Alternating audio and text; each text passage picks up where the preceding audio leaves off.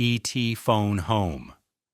E.T. the Extra-Terrestrial wasn't just a children's sci-fi adventure, it was a cultural earthquake, what looked like a gentle family movie on the surface hid behind-the-scenes battles, chaotic conditions, and moments that nearly broke the production, cost overruns, uncooperative child actors, and a puppet that constantly malfunctioned pushed Steven Spielberg and his crew to the edge. Today, we're pulling back the curtain on 20 weird facts about E.T. the Extra-Terrestrial. From dangerous stunts to real alien-inspired government paranoia, these are the secrets Spielberg never wanted you to know, and wait until you hear the bonus fact at the very end. It will completely change the way you see this classic. Let's begin. The alien puppet nearly destroyed the shoot. The heart of the movie, E.T. himself, wasn't easy to bring to life. Carlo Rambaldi, the Italian special effects wizard, built the animatronic alien at a cost of over $1.5 million. But the puppet malfunctioned constantly. Its eyes would freeze, its neck wouldn't extend, and its movements looked more robotic than lifelike. Spielberg often had to halt filming because the cast couldn't keep straight faces when the alien suddenly twitched unnaturally. At one point, a power surge nearly fried the controls, almost ending production. Yet Spielberg refused to switch to a man in a suit. He believed the puppet's awkwardness made E.T. feel more alien, fragile, even heartbreaking. What audiences saw as magical was, on set, a nightmare of wires, hydraulics, and breakdowns. Drew Barrymore's brutal audition story. At just 7 years old, Drew Barrymore landed the role of Gertie, but the process was messy. During her audition, she lied to Spielberg, claiming she was the lead singer of a punk band. Spielberg loved her imagination, but tested her in tough ways. On set, he deliberately told her heartbreaking stories to draw out real tears, pushing her emotionally beyond her years. Crew members later admitted they were uncomfortable with how much pressure was placed on a child. Barrymore herself said she thought of E.T. as real, which created confusion between acting and genuine emotion. That blurred line gave her performance its raw edge, but it came at the cost of her innocence. The bike chase. Almost killed stunt kids, the film's most famous sequence, the BMX chase, wasn't just exhilarating, it was dangerous. Spielberg insisted on practical effects, meaning real children were placed on bikes rigged with hidden cables and ramps. Several crashes occurred, sending young stunt doubles sprawling across asphalt. Helmets were often discarded for continuity, leaving the kids more vulnerable. Spielberg reportedly told the crew, "The danger sells the magic." Parents on set were horrified but silenced with waivers and promises of medical care. In one accident, a stunt bike collided with a camera rig, nearly crushing a grip. The chaos gave the chase its breathless energy, but behind the scenes it felt less like Hollywood fantasy and more like reckless endangerment. The FBI didn't want the movie made. Spielberg faced unusual resistance, not just from studios but from the U.S. government. Early drafts of the script depicted FBI agents with guns chasing the children. When word leaked, the FBI allegedly contacted Universal Pictures, concerned that the film was feeding into anti-government paranoia. Spielberg compromised by reshooting with agents holding walkie-talkies instead of rifles. That small change sparked decades of debate. Was it censorship, or Spielberg protecting his family-friendly brand? Either way, it revealed how sensitive Cold War America was to the idea of government secrecy, especially with UFO sightings and Area 51 stories already flooding the culture. E.T. became more than a film. It became a subtle clash with authority. Harrison Ford's secret cameo that got cut. Few know that Harrison Ford, hot off Raiders of the Lost Ark, filmed a cameo as Elliot's school principal. In the scene, Ford scolds Elliot after the frog dissection chaos. Spielberg shot the sequence, but in editing, he cut it entirely. His reasoning? The adults shouldn't matter. Spielberg wanted the film told solely from the children's perspective, making adults faceless, towering figures. Ford's entire role was erased, leaving audiences unaware that one of the biggest stars of the era had been part of the production. To this day, only a handful of stills confirm that Ford ever stepped onto the ET set. The government bugged the set, allegedly. Rumors persist that UFO researchers and even intelligence agents spied on the production. Spielberg himself has admitted he was contacted by UFO enthusiasts, warning him not to reveal too much. 80 crew members reported strange men photographing the set from a distance, while others swore they saw helicopters circling during exterior shoots. Whether paranoia or reality, the sense of surveillance added eerie tension. Spielberg leaned into it, shaping the film's mood of government pursuit and secrecy. In a way, life imitated art. The crew felt hunted, just like Elliot and E.T., the candy bribe that changed marketing forever. Reese's Pieces weren't Spielberg's first choice. He wanted M&Ms, but Mars Inc. refused, worried the alien would scare children. Hershey's saw an opportunity and offered Reese's Pieces instead. Sales skyrocketed by an estimated 65% in the months after release. What audiences didn't know was that Hershey's also sent free candy to theaters, creating a product placement revolution. After E.T., no studio looked at candy or cross-promotional tie-ins the same way again. Spielberg hadn't just told a story, he'd rewritten the rules of Hollywood marketing. The irony: Mars executives later admitted turning down the deal was one of their worst corporate mistakes ever. Spielberg hid the script from executives. Universal Studios wanted tight control, but Spielberg didn't trust them. He feared studio executives would demand rewrites that softened the film's darker edges. To protect his vision, he reportedly kept certain drafts under lock and key, showing only trusted collaborators. Even call sheets sometimes used code names for scenes to confuse outsiders.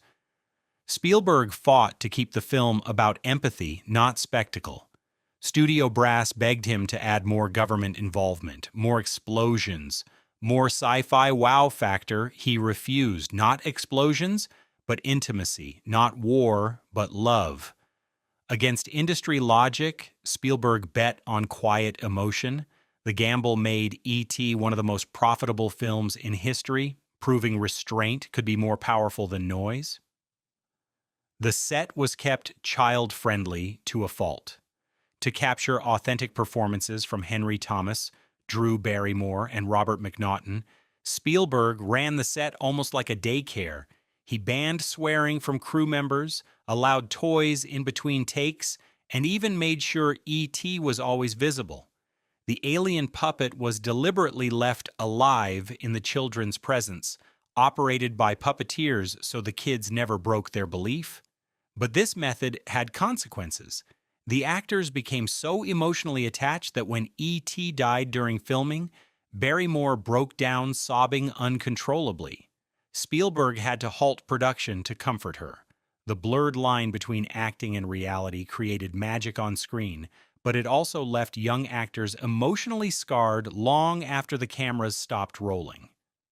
John Williams' score saved a broken scene. The iconic bike flight almost didn't work. When Spielberg saw the raw dailies, he thought it looked clumsy.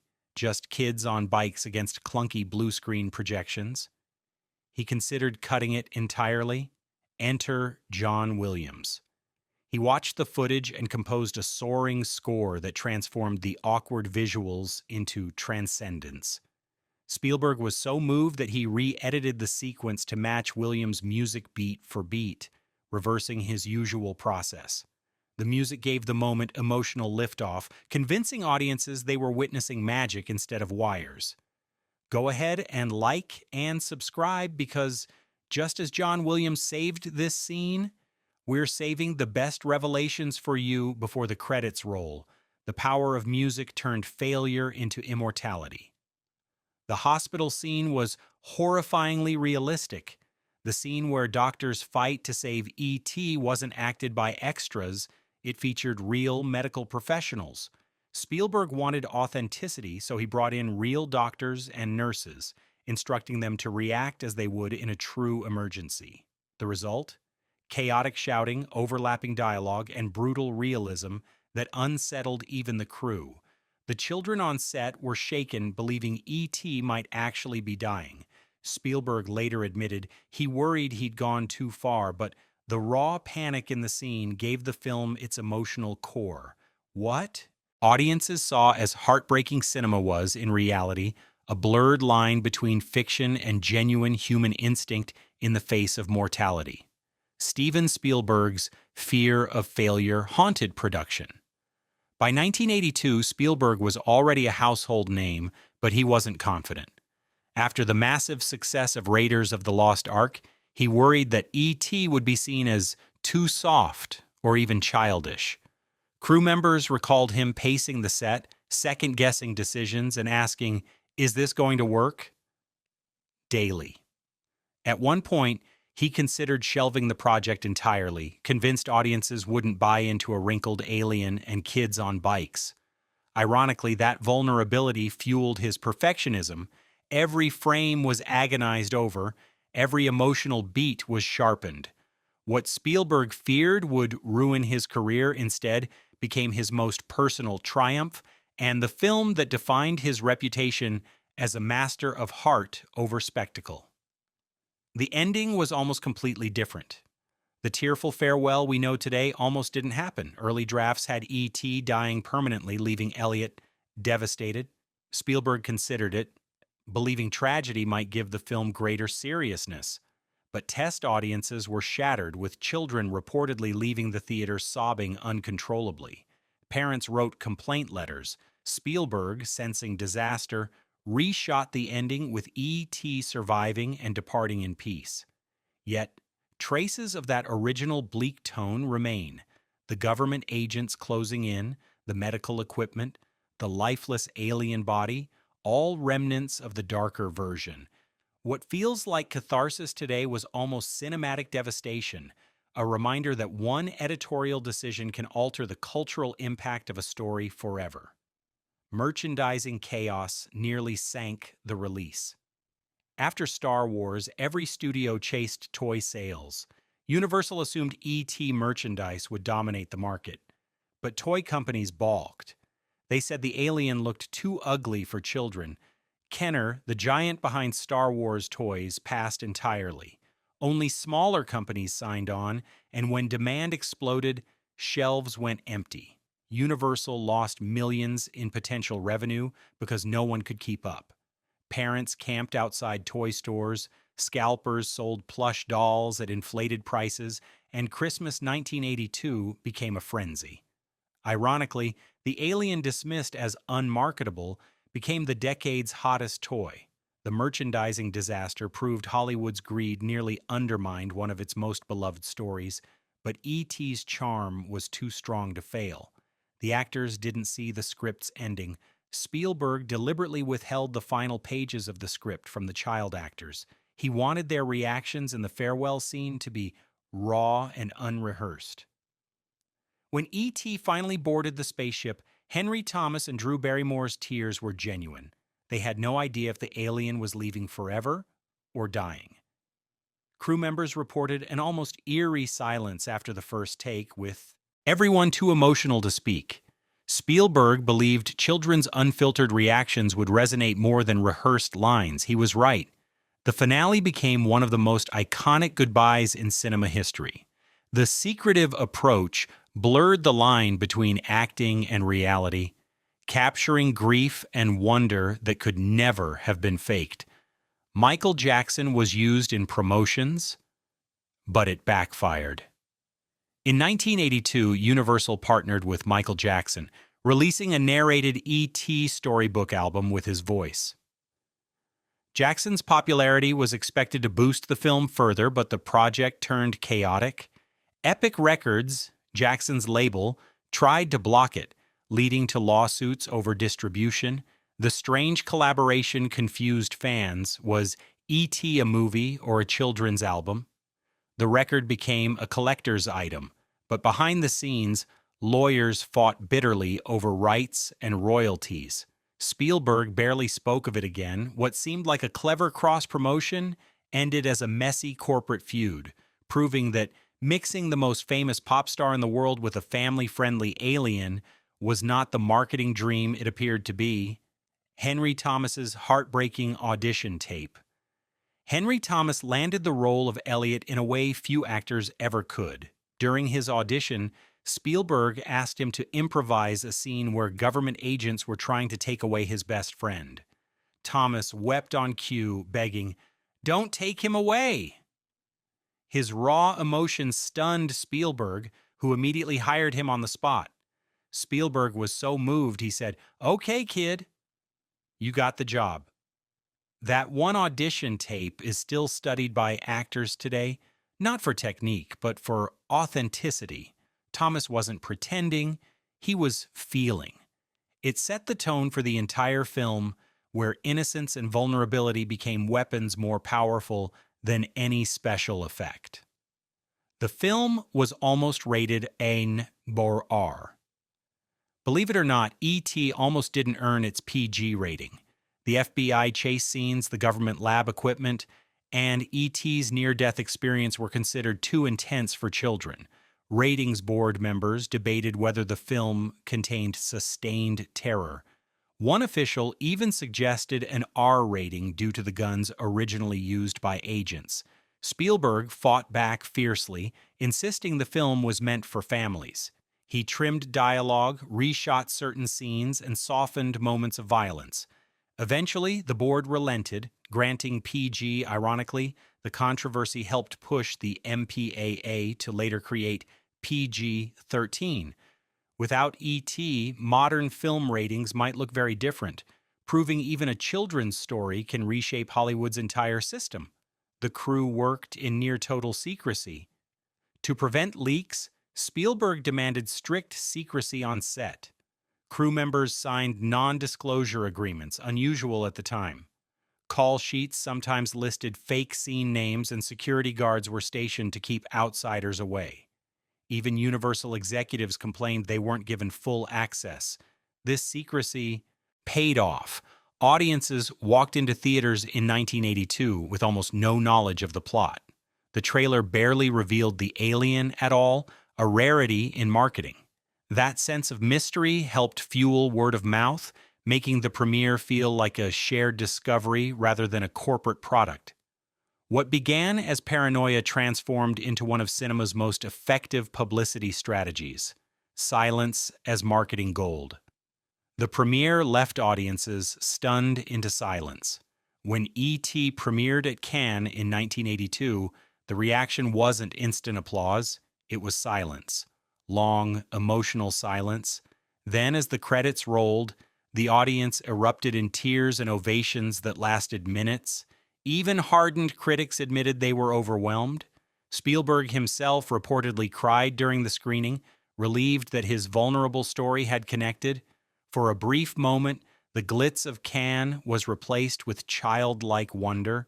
What could have been dismissed as a kid's movie was instantly recognized as a universal fable about loneliness, love, and belonging. The silence before the applause became proof that cinema still had the power to humble even the most jaded audiences.